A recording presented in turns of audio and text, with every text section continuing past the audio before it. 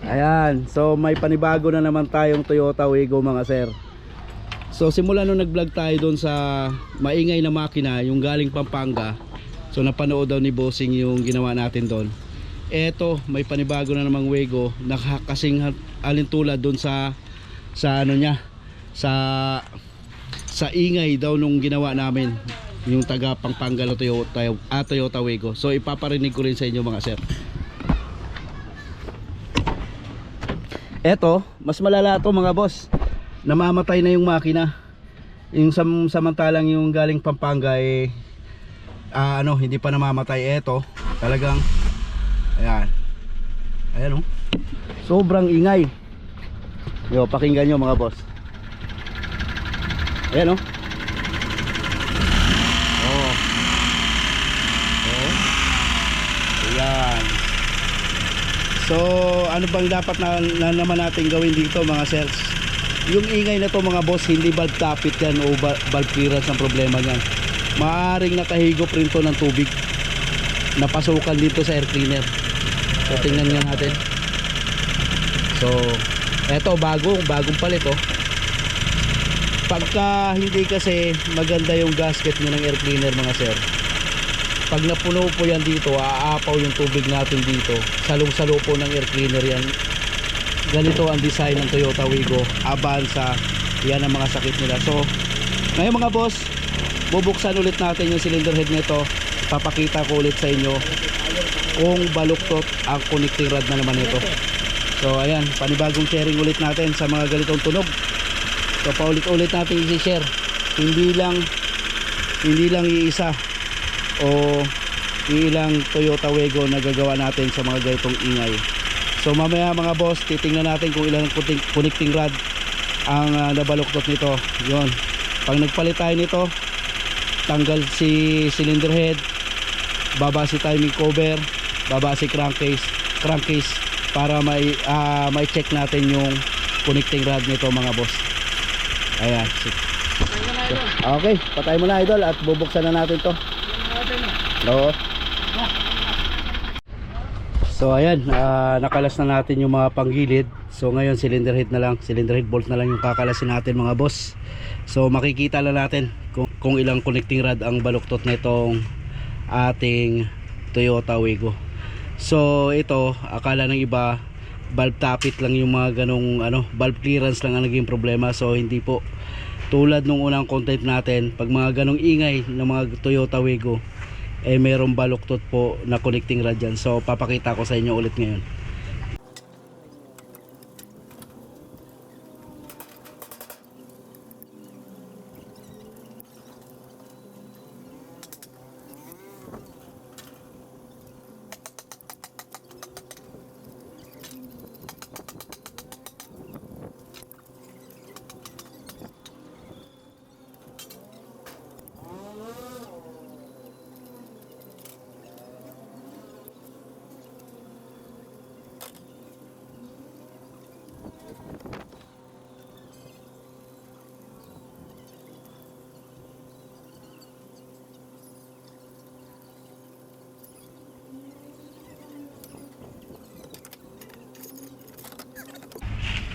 So ito na yung hinihintay natin mga sir.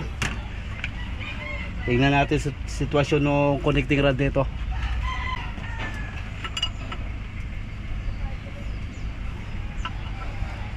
Sir, dapat ito lagpas to. Yan.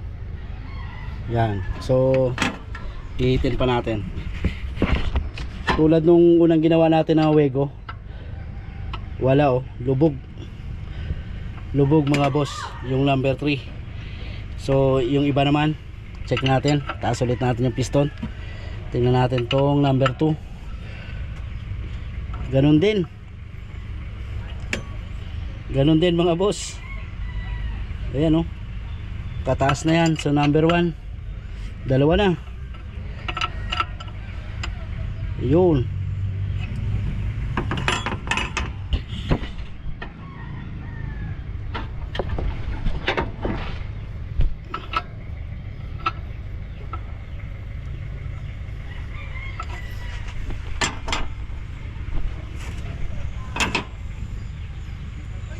Ito lubog din to.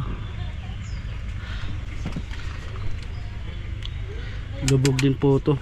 May tama din yung number 1. May tama din guys. So tatlong connecting rod ang may problema nito. Ang pinakamalalang baluktot na connecting rod 2 and 3. Eto mga boss, ito kahit papaano may lutang pa ng konti ito. Dito natin pagbabasihan yan sa ano ng piston na ito. Yan.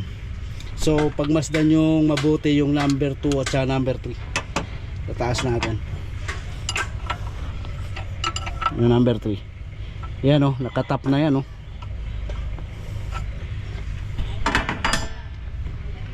Makikita nyo mga boss o, siwang. Ayan, wala. Lubog. Dito kahit papaano meron. Number 2 naman. Nako, wala din mga sir. Lubog din no. Mas malala ang problema nito. Yan, lubog din.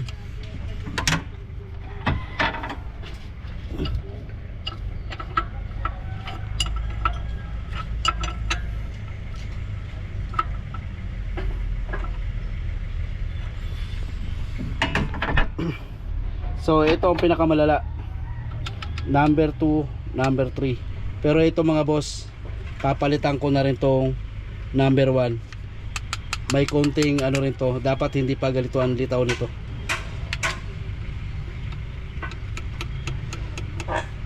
Yan ang pinakamalala, yung 2 and 3. So ayun mga boss, kaya pala ito ano, talagang namamatay na. Yung taga Pampanga kasing ginawa natin na Wego rin na ganito. Isang connecting rod lang yung naging problema sa kanya. Number 3 lang. Eto, dalawa ang pinakagrabe. So i-check ko rin itong number 1, parang may tama rin ng konti ito. So ayan mga boss, so natanggal ko na rin yung ano nito, yung crankcase. Ayan, dudukutin na lang natin yan. Yan. So yung ano nito, yung connecting rod bearing, pagka walang tama, so ibabalik lang din natin mga sir. Kasi alam mo na, pag nagpamasin siya pa tayo, malaki ang magagastos ng customer pagka binaba pa natin yung block. So ngayon ang gagawin natin, ibabalik lang natin yung connecting rod bearing nya pag maganda pa. So dito naman mga boss, hindi naman siya kumaska sa ano, liner. Piston ring niya pa rin yung gagamitin natin. Wala namang usok to, talagang ano lang, baluktot lang talaga yung connecting rod. So ngayon mga boss, nakalas ko na yung connecting rod ng 1KRA na Toyota Wigo. Yung kung narinig nyo yung andar bago dinala rito, sobrang maingay po yung kanyang makina. So may vlog na rin tayo dito sa unang dinala sa atin na kaparehas ang tunog. Pero ito mga boss, mas malala tong dinala niya sa atin ngayon. Mas marami siyang nasira na connecting rod. So eto na, nakalasan na natin. So andyan kay Kalyabing ano, Efren. So tingnan, pagmasdan nyo yung connecting rod mga sir. Ayan o. Ito number 1. So number 1, eto tweed siya no. So itong number 2, ayan, naka letter C. Number 3, yan. So ibig sabihin, tatlong connecting rod po ang papalitan natin dito sa ating Toyota Wigo mga sir. Ayun, maswerte na lang din mga boss. Kasi pag mga ganyang nababaluktot ang connecting rod, 'di ba? Karamihan syempre, yung taas niyan hindi na balance, minsan kumakaskas dito sa ating bore or di kaya liner. So maswerte pa rin, hindi wala siyang ano, wala siyang kamot dun sa gilid no.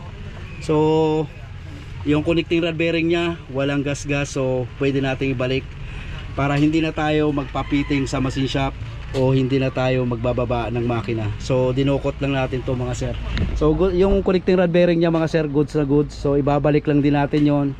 So connecting rod lang talaga yung papalitan natin dito sa 1KRA na Toyota Wigo.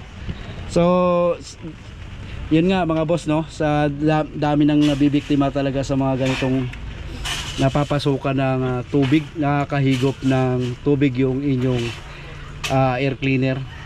So medyo marami na tayong ginawang ganitong Toyota Wigo. Kung akala nyo, kung papakinggan nyo lang, akala nyo valve tappet lang yung maingay, pero eto po ang naging problema yan kung bakit sobrang knocking or maingay yung inyong makina. Ayan, baluktot yung connecting rod. Kung maka-encounter kayo ng mga ganong ingay mga boss, so huwag na tayong sa valve tappet mag-focus sa pag-check. So check na lang kagad natin yung connecting rod. So marami na tayong issue na ginawa ng ganito, ng mga ganong ingay. So ito po lagi ang nagkakaproblema. Ayan mga boss, sana makapag-share tayo. Pero okay pang piston ring ito, pwede natin ibalik kung may budget pa, kung wala ng budget talaga si boss na pampagawa rito. So ibabalik na lang natin yung piston ring. Okay pa naman siya talaga, wala pa namang wala pang usok, walang talsik. So pwede pa natin ibalik yung piston ring nito. Depende na lang sa budget ni sir. So para sa akin, goods pa tong piston ring niya. So tatanungin na lang natin siya kung gusto niya ipasabay yung kanyang piston ring. Pero yung bearing mga boss, okay pa yung connecting rod bearing. So mga boss, update ko kayo pag napaandar natin to sa kaibahan ng andar dati or pagkatapos ng gawin natin. So titingnan natin kung mag-i-improve yung gagawin nating 1KRA na makina. So ngayon mga boss, meron na tayong connecting rod original. So brand new po yung pinalit natin. So ayan yung customer natin yung bumili ng connecting rod. So sila yung nag-provide ng connecting rod. So tatlo papalitan natin mga sir. Kasi yung isa, yung number 1, may tama na rin po. So tatlo na sabay-sabay.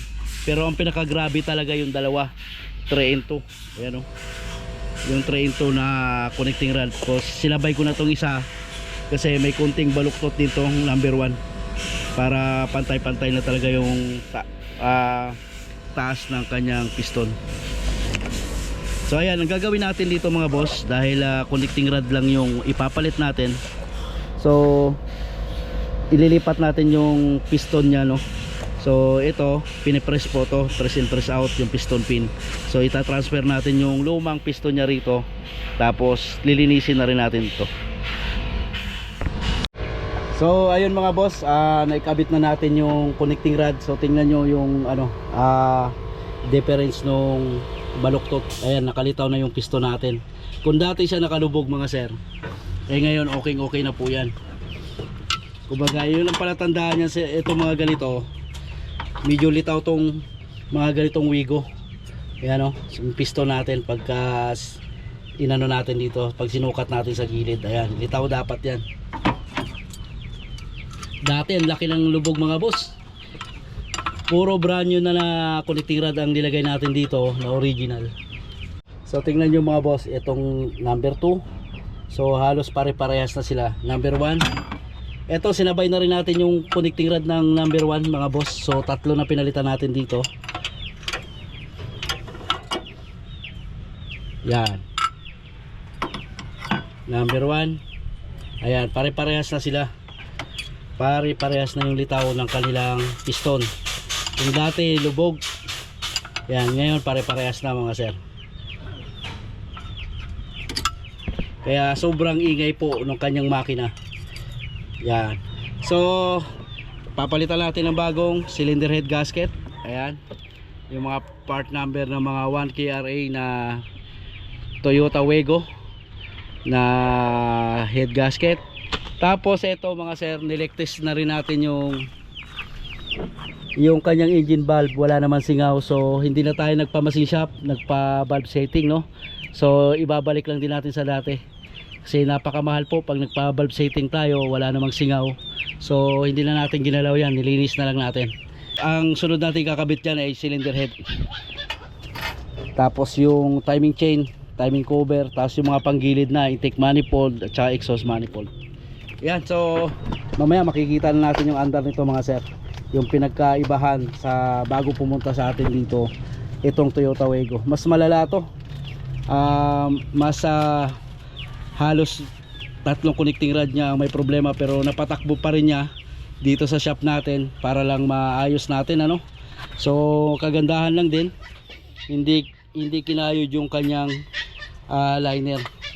So hindi kumaskas yung piston, so maswerte pa rin at maiwasan yung gastos ng malaki. Kasi pag pinamasin shop natin to mga sir, alam nyo naman, inaabot ng malaking gastos pag may machine shop pa tayong gagawin dyan. Ito na yung head gasket natin. Ito, ilayo nga ito. Yan. So ito, tulak mo to ng konti. Tulak mo ng konti ito. Ito. Yan yung head gasket na bagong ilalagay natin. So papatong na natin yung cylinder head.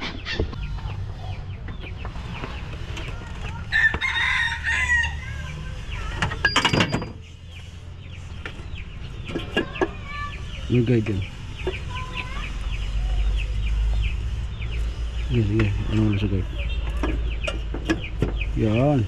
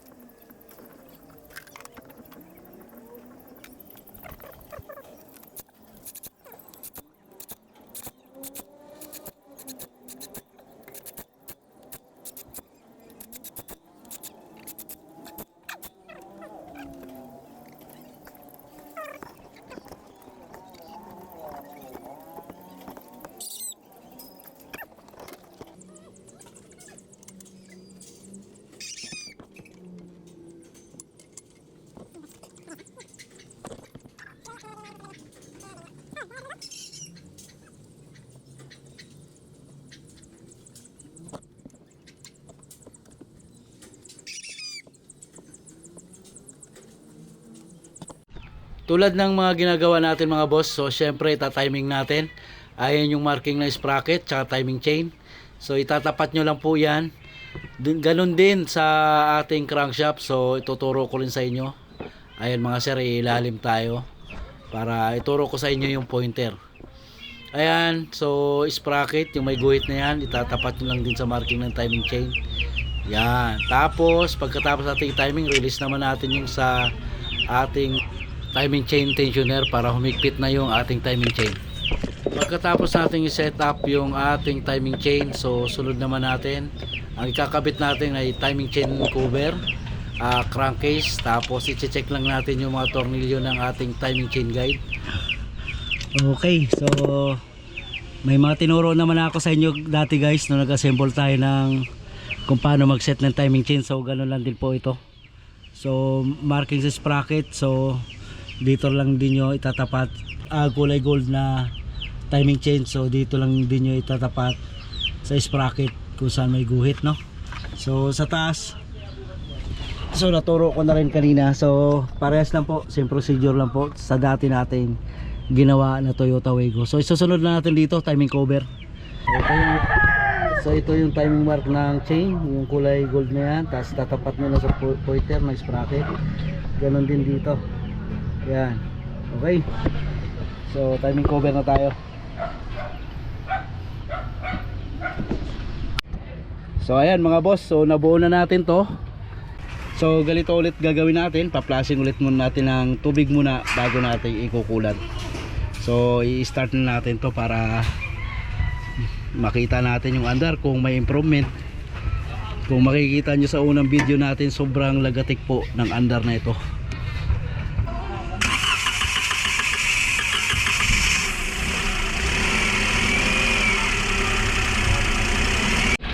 So ayun mga boss, na-solve na natin yung Toyota Wigo natin. So tatlong connecting rod po ang pinalitan natin dito. So pinalitan na natin lahat ng bago para ano tayo mga boss, no, para hindi tayo magka-problema. Kasi ito, dalawa ang baluktot na baluktot talaga. So tatlong connecting rod na palitan natin dito mga sir. Ayan, pagka encounter ng ganong ingay, malagatik, no, ay wag nyo na pong walang bahala yon, kasi hindi po sa valve clearance o valve tappet ang may problema nyan, yung mga ganyang Toyota Wigo nyo na maingay. So sa connecting rod po ang nagiging problema lagi nito, kasi ito nakahigop na naman ng tubig to mga sir. Ito ang mga sakit ng Toyota Wigo natin. Yan, okay na siya. So nag-ano na lang kami mga sir, nagpa-flashing na lang kami. Ayan, oh. Wala na yung gaspang ng ingay niya mga boss. Kung dati, pag bitaw mo, pag nire-rev mo, namamatay pa yung makina. So ngayon, okay na mga boss. Yan. Ayos na. Walang usok. So, eto mga sir, hindi tayo nagpalit ng piston ring. Binalik pa rin natin yung dating piston ring niya kasi sobrang okay pa naman, no. Yung budget ng mayari tamang tama lang talaga dun sa pang connecting rod. Napakamahal po kasi ng connecting rod nito. Sila rin po ang bumili ng connecting rod, original yung binili natin mga boss. Ayan natin. Alright,